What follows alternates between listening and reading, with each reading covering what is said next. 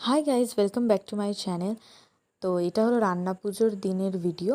দেখো এখানে আলু, উচ্ছে, বেগুন, তারপর পটল, তারপরে এখানে দেখো এটা হলো আরও অনেক রকমের ভাজা আর জন্য কেটে রাখা সবজিগুলো রয়েছে, যেটা নুন হলুদ মাখানো রয়েছে। এখানে মাছ রয়েছে, তারপর পুঁই শাক আর আলু কুমড়ো এটা দিয়ে একটা রয়েছে যেটা চচ্চড়ি হবে।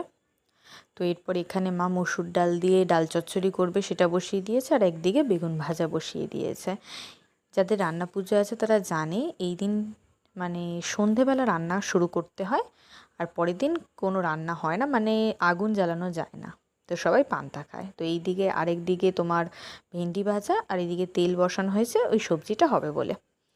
এরপর এখানে কাঁকরোল ভাজা হচ্ছে, এটা সম্ভবত আলু ভাজা, তারপর পটল ভাজা আর চালতার চাটনি। বাকিটা পাবে নেক্সট মিনি ব্লগে। Bye bye.